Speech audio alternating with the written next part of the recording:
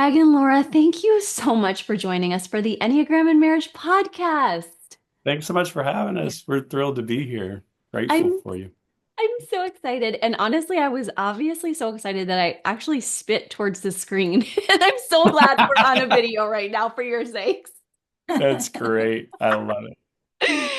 Oh, well, our audience is just getting to know you. You have an incredible story on multiple levels. We're going to get into some of this in a deep dive way today, which we're so thankful for.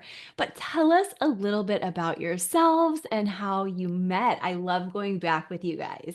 Oh, very cool. Yeah, I'll start and then you can dive in. So we've been married for 25 years and we met at college at the University of Tennessee through a campus ministry outreach where really the three biggest introductions in my life were I met Jesus. I met my wife, Laura, and I got introduced into the church and ministry, all happened through that campus ministry. So Laura was sharing her testimony. The campus minister and campus director asked her to share, and as she was sharing, I thought, "Oh my goodness, that is the kind of woman that I want to marry." And then when we got, at the end of the meeting and everything, I had a friend of mine, a guy named Mike. He's 6'7", and he came up, grabbed a hold of me, and flipped me upside down right when a girl named Kristen was coming to introduce Laura to me. So she says, "Hey, Craig, I wanted you to meet Laura." And I was literally head over heels when we met for the first time. So I said to Laura, "I love your smile, and your testimony was amazing." And then we talked for probably 3 hours. And I went home that night, Kristen, no joke. I thought that is the woman I want to marry. Oh, And so here we are. Here we And are. yeah, so would you add anything to that? No, we just enjoyed a friendship in college that very naturally just led to the next season of life. And yeah, it was this like irresistible draw towards each other, which not everyone experiences, and we recognize that. And yeah, that part came easy. that's beautiful. And did you feel that little bit of a tug toward him right away? Just, oh, he's fun. Oh, definitely. Yeah. I remember I saw him weeks before I had met him and I was like, "Oh, he's cute." And but it was a big school and that was the first night we met. So, yeah, I just remember thinking I really like him and I was 100% in. I would have married you that night.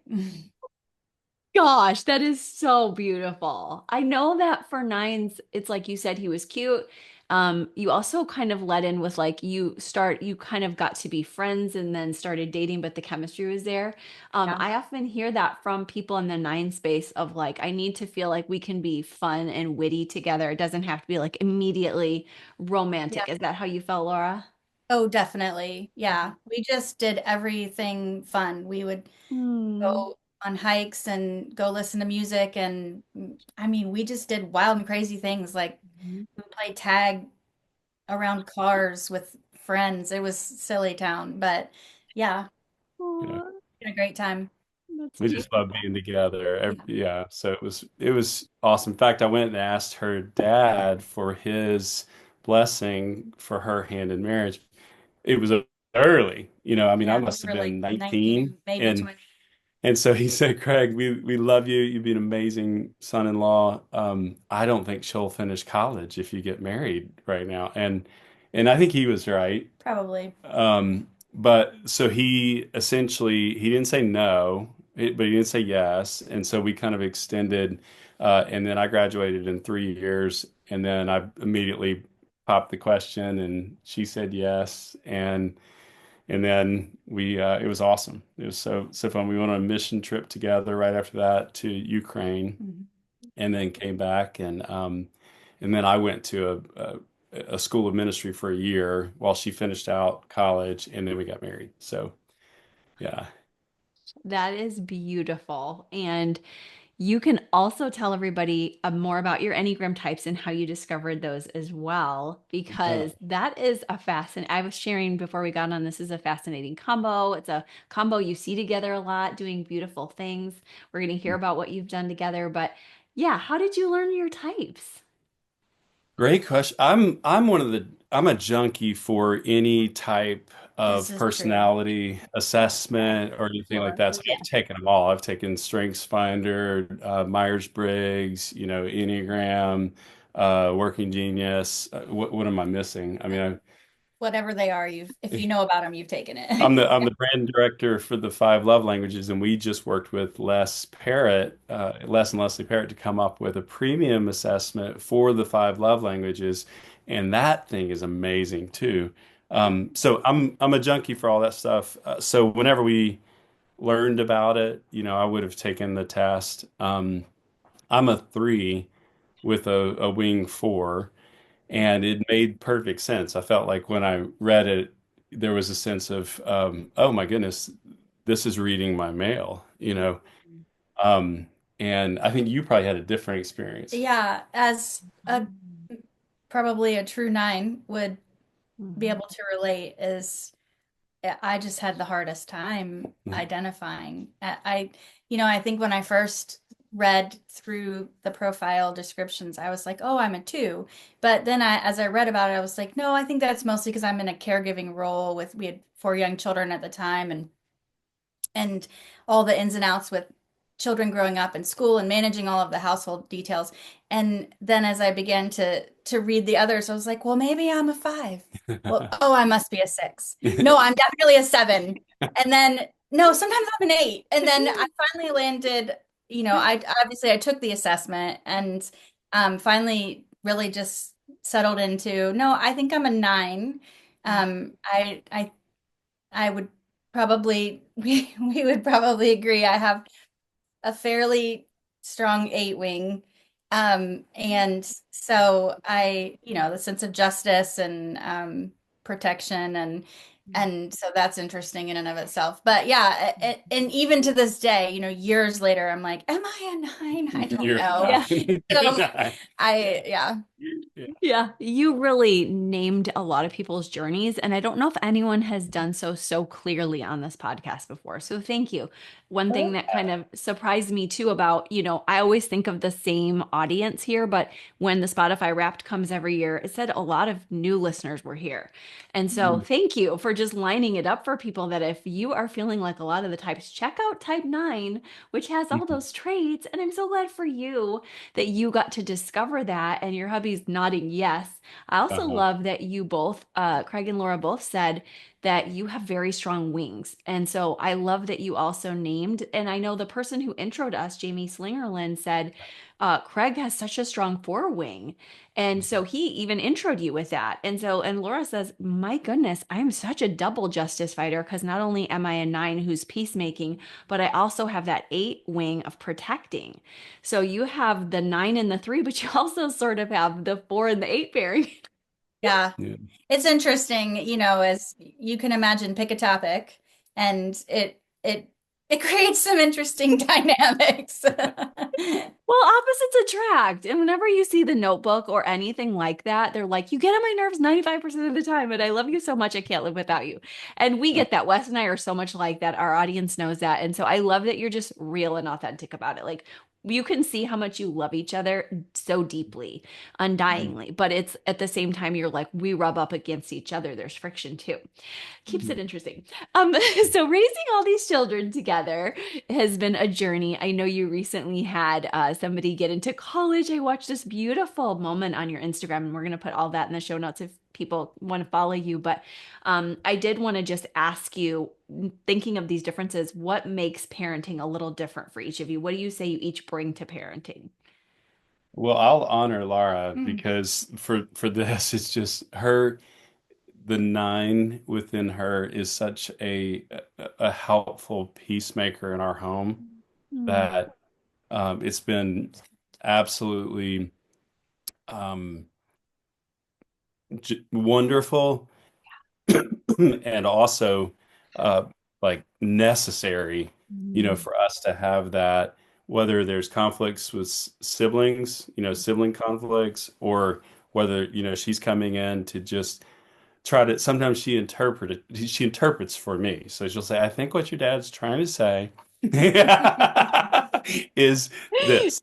And and Vice do for the yeah, kids. do you hear the heart here? And she just has such a wonderful way of diffusing tense situations and bringing in a massive amount of peaceful perspective that it's really, I mean, I just look at it and go, man, that is why this has worked so well.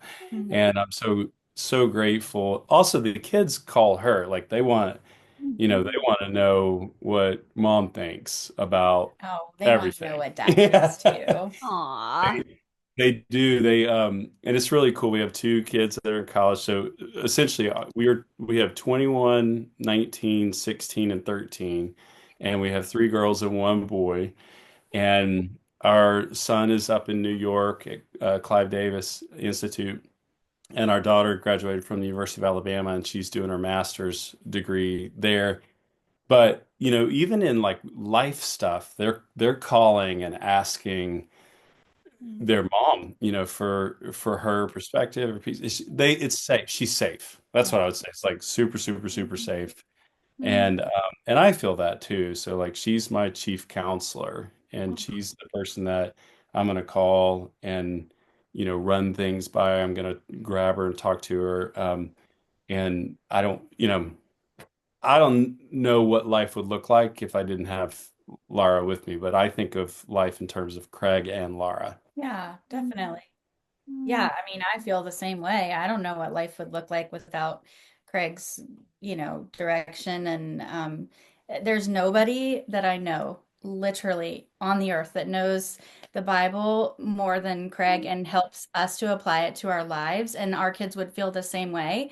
And it's been the sort of the North Star of our parenting, and that would not exist without Craig. I think I would be too much in the feelings realm and not in like objective truth. Yeah. And Yeah. um and so yeah, I think we make a great pair and balance each other out. Oh my Yeah. gosh, you used a beautiful word there of the balance. I think that the biggest teaching I want people to get from this podcast overall is to let your partner teach you. It is so hard. It goes against the fundamental attribution error that we all have, that we're a little healthier, our gifts a little bit better. And just to be able to say, no, I receive with as much humility as I can on any given day. The fact that my partner is such a rock and a stability for us as a family. Like you said, you can't imagine your kids without both of you, each other without the counsel you bring and give.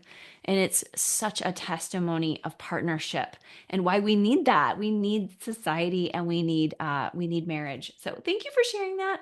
I know that comes out too in just the ways you give. We're going to talk about how you guys landed as part of a Mercy Me song, or a song by Walter Hayes. But I wanted to also just ask if you could pick a word or phrase for your pairing, even if it's something like right now we're fighting, so it's fighting. I don't think it is, but even if Uh, it's like, peace or generosity, what would be a word or a phrase that sort of stands out to you about your pairing? our pairing with the two of Hmm. us together. Hmm. Um, ooh, I know. Yeah, take I, your time a on that. delicious cocktail. Yeah, that's really Yeah. yeah. It's funny when we he mentioned my dad. My dad gave us this piece of advice before we got married, which is so simple and truly so hilariously applicable, which is only one of you can be crazy at a time. Mm. And it's you're like, okay, but actually it's true, because It's you're true. both crazy Yeah. is when it's not great. And so I think, we talked about balance, but it is actually true in a 9 and a 3 pairing. I really do. There are things I can not see, Yeah. and there are things he cannot see because of how we view what is happening. And but if his crazy is not matched my crazy and my crazy isn't matched his crazy, then we're in sync. Oh, I love that. You go right along with John Gottman, the number one world researcher on marriages. I'm sure you guys know, of just saying our partners literally make us less crazy. So you've just validated that with this cocktail pairing, and I love it. And I know you have the virtue of generosity too because of the song, and we'll link that in the show notes too. But tell us a little bit about that part when things were going well and there was an element of virtue over your marriage, which happens sometimes. We get to see our pairings come together and create a beautiful light in somebody else's life. And you did something huge for a band that became enormous. So tell us about that, guys. yeah. So, well, it's interesting because I mean, all of that was done in secret. Essentially, what you're talking about is when we gave a van to my best friend Walker Hayes, and we did it in secret. It was a time of need for them and their family. We were very close. Mhm. Walker had been dropped from a record label, and they had a van that was sponsored by a dealership, and he tried to keep it a secret that he had been dropped for as long as he could. But once they figured out that he had been dropped from that record label, then they called and they were asking for the van back. So we were really aware when Mm. they came and kind of impounded their family vehicle, and so we let them borrow ours. And we went to visit Laura's family up in the Northeast, and we said, "Hey, we're not going to be in town. Borrow our van." When we came back, I remember thinking, I don't want to take it back. Like so, just went to Laura and said, "Hey, let's pray about giving them Mm. this van." And I was working at the time where I had some commission that was possible to come in a staffing role, and we prayed for that. I closed a deal, and then got the check, and we went and basically bought a used vehicle to replace the van. Then we cleaned the van up. We took it to the ball field, and we just drove up and told the kids, "Hey, listen, we're not sharing this with Uncle Stu. I've got an identical twin brother that lives 5 miles from us. We're not sharing it with Uncle Stu. We're not sharing it with the cousins. We're not sharing it with Auntie, anybody. This is between us and the Lord and the Hayes." And they said, "Okay, great." And we, just went with the keys and the title and a pen, and Walker was saw us there at the ball field, and he started doing math and he go, like, "What are y'all doing here?" Because we came at the end of the game, so we obviously weren't there to watch Baylor play. And essentially, I said, "Hey, dude, all you got to do is sign and it's yours." And we had a little bit of an argument where he's like, "No, no, no way! I'm not taking your van. I'm not taking your van." And we made some jokes, stuff like that. And finally, Leela, his oldest, said, "Dad, just take the car." And he, I said, "Hey, dude, somebody did this, for me once. Just let us do this for you." And I was talking about Laura's grandfather, Pop. He was a World War II vet, and he had used my truck one time when he was in East Tennessee. And the next time we went and visited, he took me out to his garage and he handed me the keys to his Ford Ranger, and he handed me the title, and he said, "All you got to do is sign, and this is yours. I want you to have this."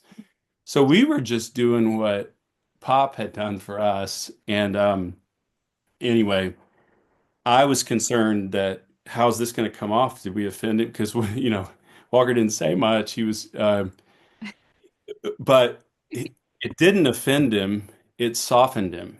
And he was an atheist at the time, didn't believe in Jesus, didn't want anything to do with church, and but God had knit us all together, and something softened in him at that moment, and he would try to thank me at different times, and and felt like he never was thinking me adequately enough. So he wrote a song about it, and that song is called Craig, Oh, and it was released in 2017 on the album Boom, and it was released when he was an atheist. He wrote that as an atheist. It's wow. just crazy. They Wow. re-released it after he came to faith in Christ. With Mer- And they re-released it with MercyMe. So the first version is more contemplative. You Yeah. know, he's like, man, maybe this dude really does know Jesus. He didn't use the name Jesus in the song because he didn't believe in him. But he said, you know, he can't, he's talking about me, he can't walk on water or turn it Napa Valley red, but he just might be tight with the man that did. And it was really about Jesus, the whole song. Well, Bart Millard heard it, and and he said, "Dude, not enough people have heard this song," and so really worked with Walker, and they did a celebratory version that's just cranking Oh. of the song Craig. So the first version is contemplative. That's when Walker didn't know Jesus. The Mhm. second version, released in 2023, I guess, it was celebratory, and but both versions, it's all about Jesus.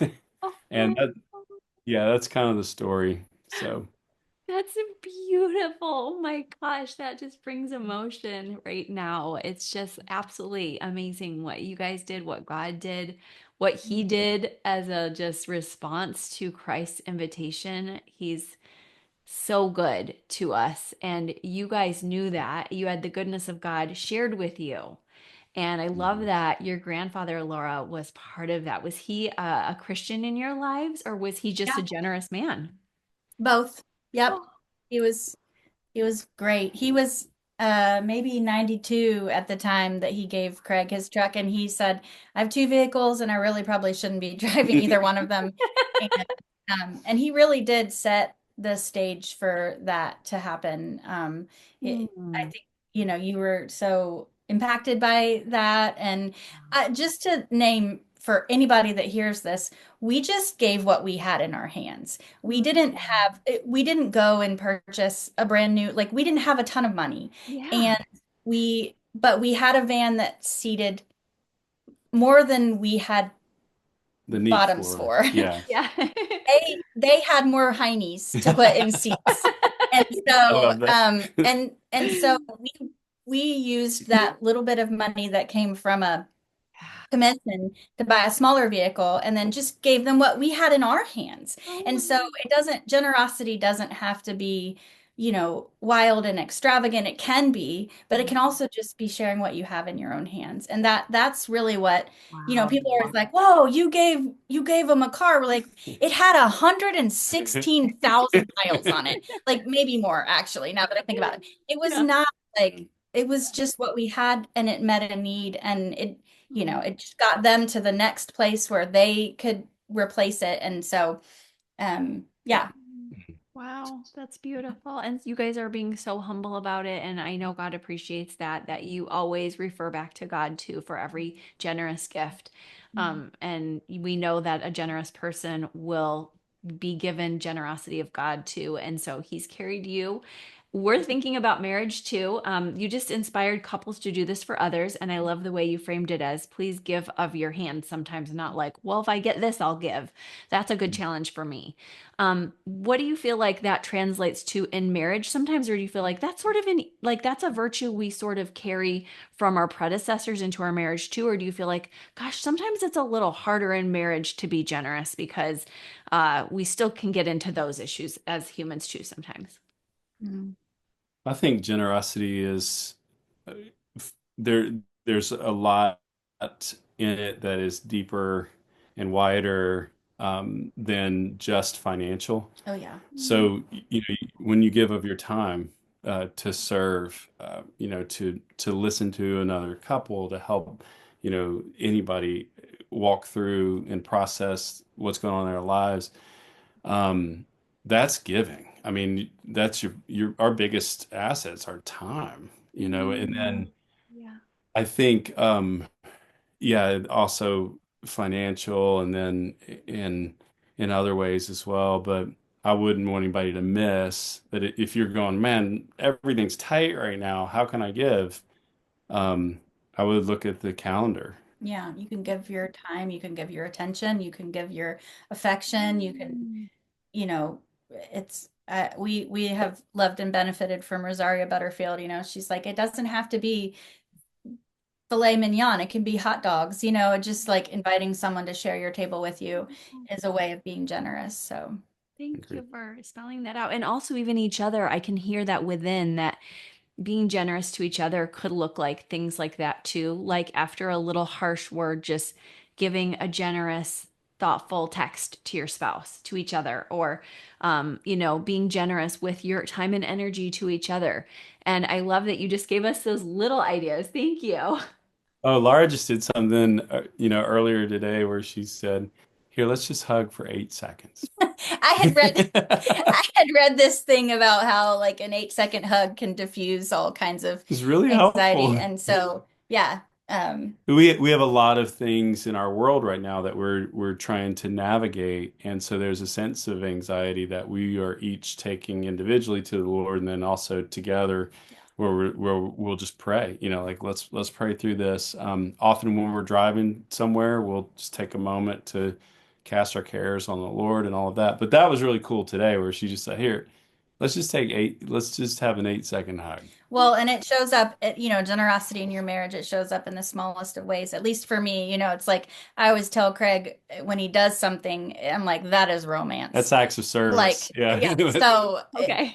when I walk into the bedroom in the morning after making lunches for the kids and he's made the bed, I'm like, that is romance. It is.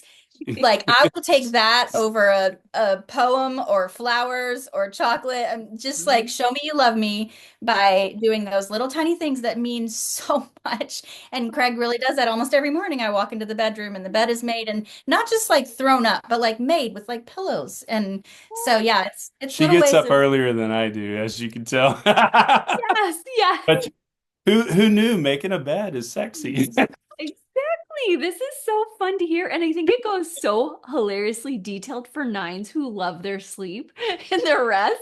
And my nine, who is 17 years old, is like her bedroom is the oasis. Everyone knows it's a comfortable place, got the best uh, pillows. I'm sure you're like this too, Laura.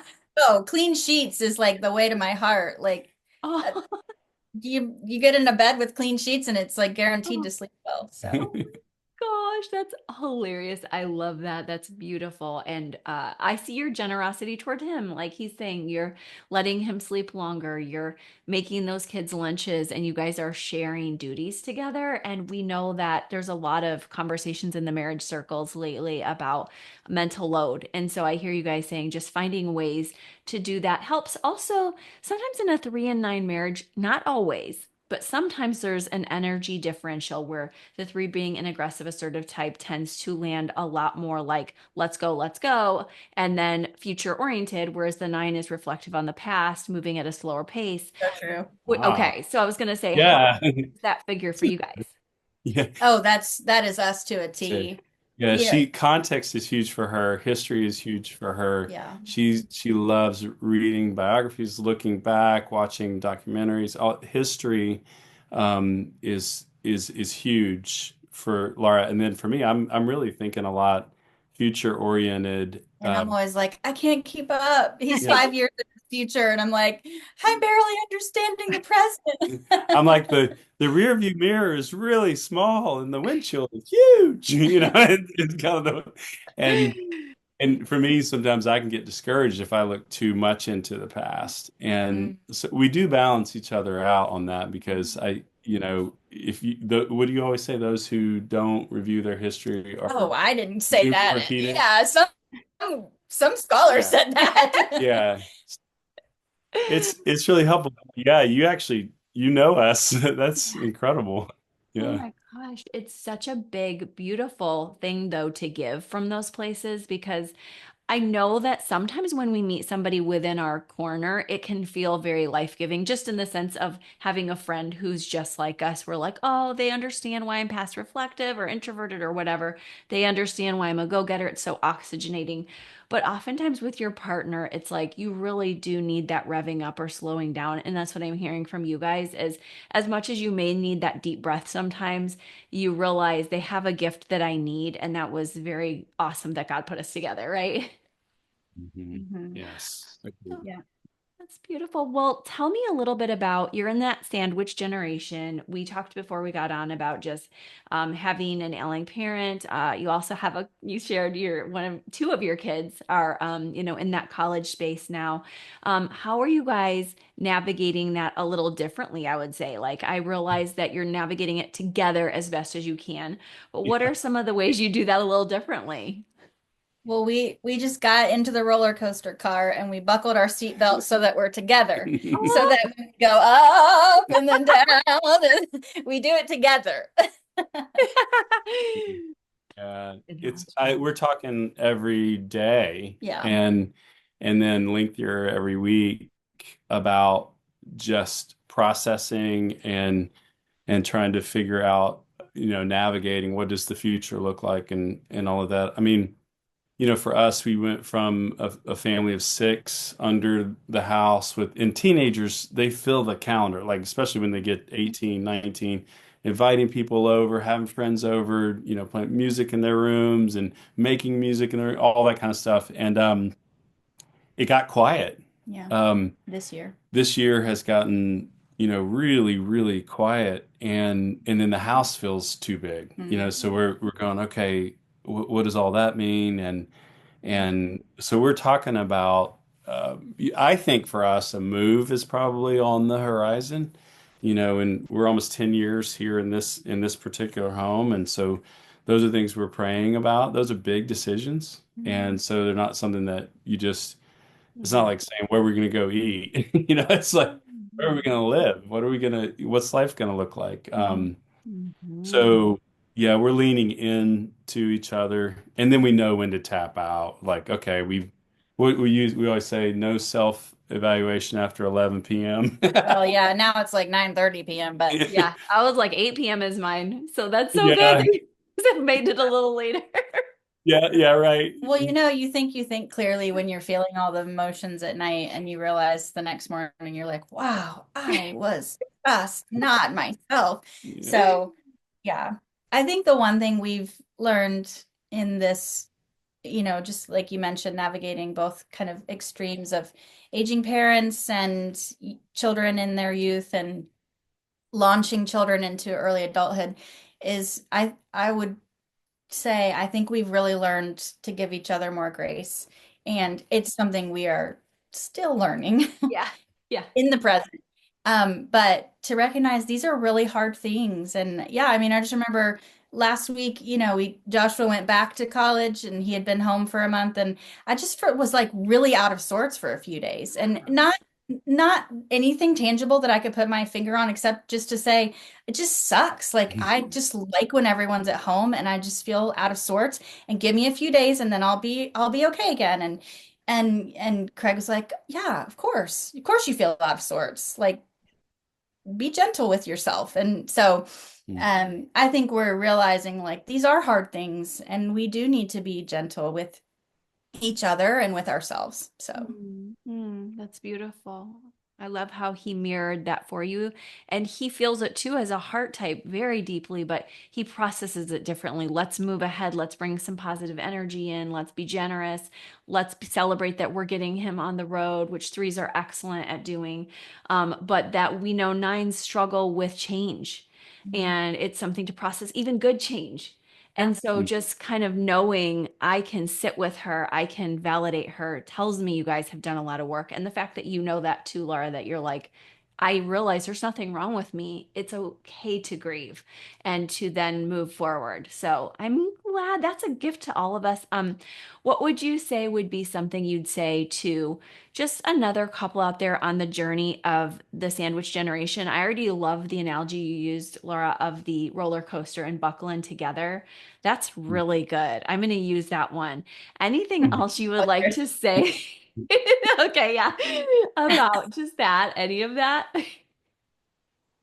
Oh yeah, helping people with I mean, this is probably the height of stressful seasons. Yes. You've got aging parents who are struggling with their health, and maybe they're not, prepared financially for this, and you feel the weight of that. And then you're in the launch phase, with your kids, and there's, like Lara said, a little bit of you know, grief of just loss that their All time the is not chips with you. aren't in Yeah, this. yeah.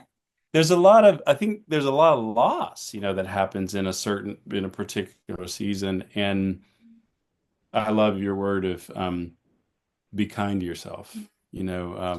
Yeah, be gentle to yourself. Mike Donahue just dropped a song Oh, I love him. that is that whole idea of being kind to yourself. And I just love that. We need that. Mhm. Um, and what does that look like? We've been trying to slow the pace a little bit and savor the grace, a little bit more. We're taking a lot of walks together. Mhm. It gets, we get our steps in, but then we also have time to just process Mhm. and kind of care for one another by carrying these things together. I think we talk a lot. We talk a lot. And Yeah. we have a lot to talk about, and so we just both have found safety in each other, and so I don't take that for granted. That is a blessing. So Yeah. it's not perfect, but we really do sort of process through different challenges of life. I would always tell our kids, when you go to the ocean and you learn to swim in the ocean, you really have three choices with the waves. You can duck under them, they go over top of you. You can jump, if you're ahead of it enough, you can jump and kind of ride over it, or you can try to blast through it, which we all know if the wave's big enough, it just takes you to shore. Yeah. And it's like in life, those are your choices too. You can duck under it and let it go over top of you. You can try to jump over it. You can try with everything in you to smack up against what is coming your way, and it doesn't make it stop. It still comes, and so for us with decisions our kids make and where they're going to live and what they're going to do for jobs, we really can't just sort of like make ourselves big in front of the wave. We have to either ride it Mm. or go under it, and it's going to happen either way. And so I think for us, we're just learning to lean into each other even more. And we haven't hit empty nest yet, so maybe ask us in 5 years. Yeah. Yeah, that's But true. yeah, so Yeah.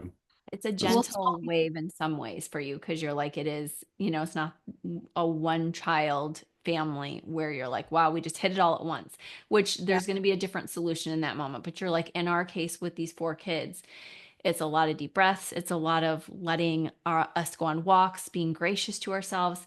And that makes me think of, we're going to have a fun little lightning round in a minute. But before that, Mhm. just, I think of the threes and nines or those who fall into a pattern in early years or maybe even in middle marriage years where they haven't been able to communicate as well as you guys. Um, and it would be when the three gets into a harsh mode and the nine gets into a mode of, I don't want to go there. I'm in a withdrawal. And of course, I'm sure you've seen these patterns in your marriage, but you're obviously saying too, we talk a lot, which tells me you've done a lot of work around this.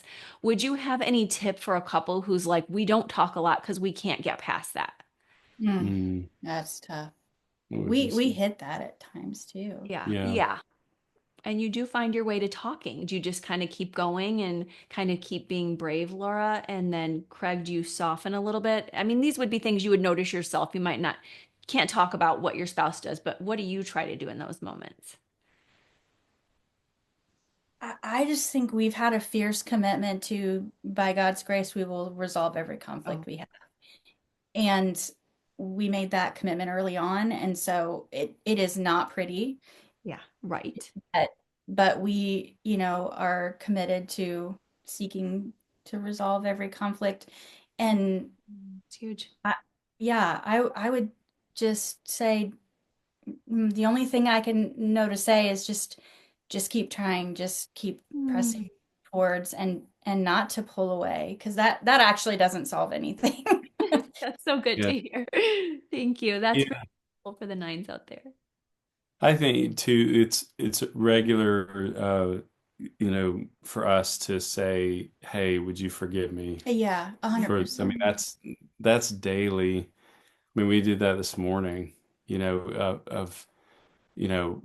I said that I was angry, would you forgive me for being Yeah, angry with you and for being harsh? yeah. I mean, I had to say that this morning. Yeah, me too.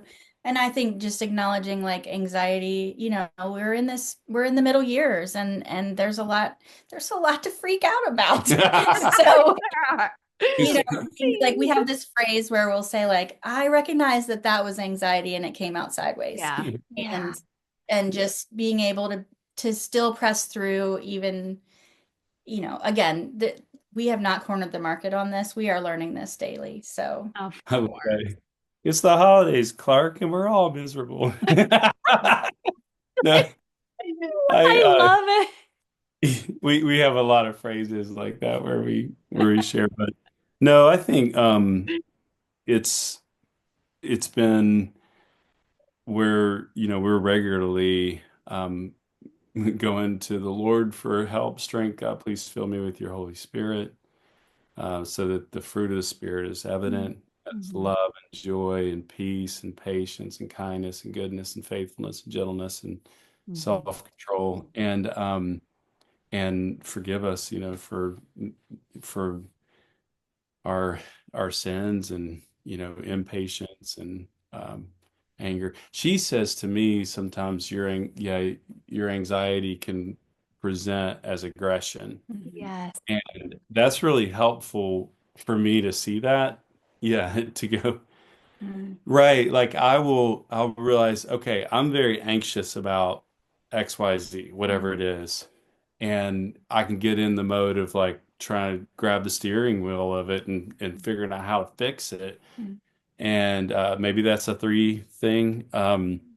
It is But now is well known by most threes. That's why my eyes were popping so big. I'm like, yes, thank you. Because there's usually anxiety behind it, but threes are like, I don't feel any anxiety. Yeah. Oh yeah, yeah. I feel anxiety. So it's Well, I think you recognize it now. I think when we were younger, we probably Yeah. wouldn't recognize it as anxiety, and now we're able to go, "Oh, I know what that is." Yeah. Yeah. Life hits you and you're like, okay, it's here. I see it. This is what it was all along. But as you Right, right. Yeah, yeah, yeah. yeah, Yeah. Oh, yeah, that's good. helpful that she can kind of circumvent and say, I see that. And I really, really appreciate you guys going deeper there with us, both to say, hey, this is a daily practice sometimes. And then, Laura, thank you for just sharing for the nines who are scared out there to come toward to say it isn't going to go away if you just don't address.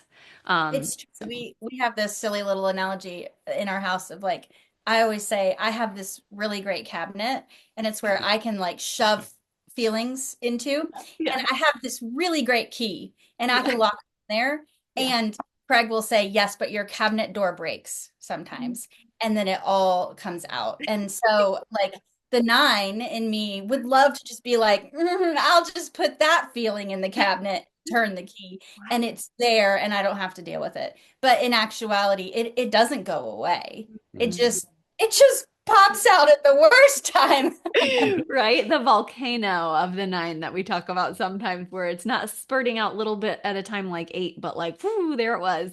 And so I do love that the ways that he approaches you. Craig also helps you to see like this is a daily or weekly thing that we have to talk a little more frequently so it doesn't do that. And again, we have God's grace over all of us with the things we do. Um, so I need that grace all the time, trust me. And now that my kids are older, they're part of it all. I'd say this sometimes on the pod, but you guys probably haven't heard it where they'll be like, talking about an issue, or my husband will have one, and then I'll start being like, yeah, I can relate. And they're like, Mom, don't be a pick me, you know? Like, Oh, wow. okay, they nailed it, like they absolutely know my worst. And thankfully they know our best. But I love that we're all in that space together, these older witty kids. So I'm gonna ask you a quick lightning round question. And you guys are actually a few each, and you guys can definitely tell me if you're like pass or you might have different answers than each other. That's okay too. But would that be all right if I did Oh, that? yeah. Let's do it. Okay, perfect. The connection game. Okay, so quiet evening or social gathering? Quiet evening. Same for you, Laura? Mm, both. Okay, I love that. That's a Social, perfect. yeah, Yeah. social evening, but then leave early and come home and have a quiet. Yeah. I Oh like my that. gosh, yes. I love that. Okay, planning ahead or going with the flow? Planning Go ahead ahead. with the flow. Planning ahead. Yeah. I do like to plan. Yeah, I do Yeah, like to yeah, both. Oh my gosh, cute. Okay, deep talk or comfortable silence? Deep deep talk. talk. Yeah. Oh, there you go. Okay, adventure or routine?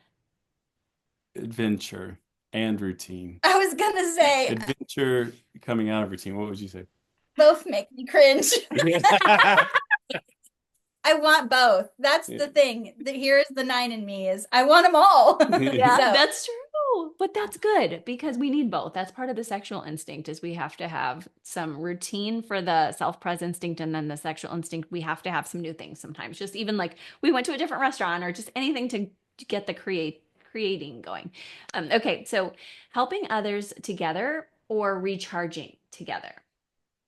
oh, probably recharge together for me. Mm-hmm. Yeah, probably recharge together. Because you Yeah. already are always helping people. So you're just like, we just need to recharge when we get together. All Mhm. right. And then big celebrations or intimate moments. Both. Yeah. And we do big celebrations through intimate moments, like intimate gatherings and stuff. So Mhm.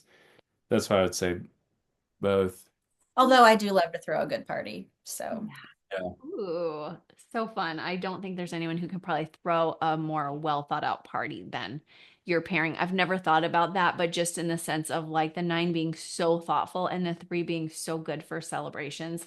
And you it's so both share a lot of the traits. So yeah, sounds Yeah. we throw a good party. We like that. yeah. Yeah. It's fun.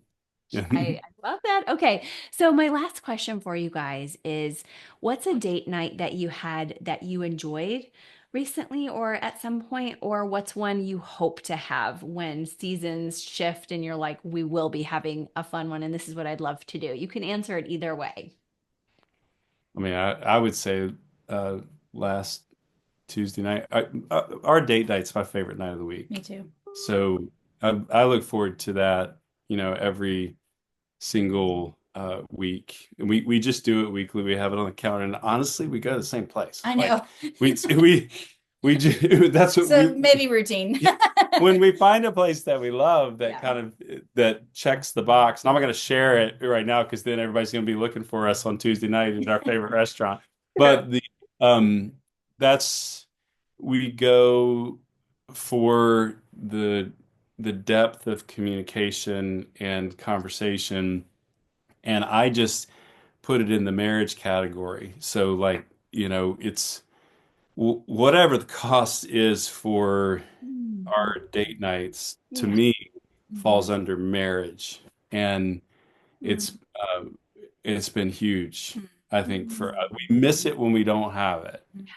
Um, but we started years ago going to there was a little Chinese restaurant where we could get hot and sour soup and split and each have an egg roll, and it was $5. Well, it was $4 and then we would tip a dollar. I mean, because we when we first got married, we literally had no money. And Yeah. so, but we would go and we would take Cute. $5 cash with us and we would have just the best time. And the woman would be like, "Do you not want to order more food?" We didn't have any money. Yeah. So we were like, this is all we can get. Yeah, when you get married when you're 21, that's just what you Yeah. do. But But that's always been helpful to kind of be intentional. It literally is my favorite night of the week. So it's there's no one I'd rather be with than Lara. There's no one I'd rather talk to than Lara, and there's no favorite night than our date night. And we've had, we've had date nights that we have had to argue our way through it. We've Or had date nights where it's just been absolutely romantic and amazing, and then most of them are just Normal. normal, and it's like I feel more sane and less alone, Mm. and I feel like we're doing life together, Hmm. and yeah. I mean, I'm literally now going, can we just move it to tonight? Like, you know, Yeah, um, it's just the consistency and the predictability of having a regular time where you know you're going to have complete attention, you're not competing for something else, um, is is just very grounding. very Mm, grand. Yeah. So yeah, so I would say you said like describe, a great date night. I would agree. I would just say Tuesday night. Like that's a great date night because it's every Tuesday night. So Yeah. or whenever day. So we've changed our days here and there, but Yeah. My gosh, that's just a beautiful tip to land on for people that it does not have to be fancy. It does not have to break the budget, but you need a consistent time and space to be one another's best friend and safe place and intimate partner. So, thank you yeah. guys. What a joy to get to Uh, interview, peek into your lives. It's such a beautiful time. And I would love for people to get to connect with you if you feel there are places and ways. I'm putting the song in the show notes anywhere you would like for them to connect with you on social media.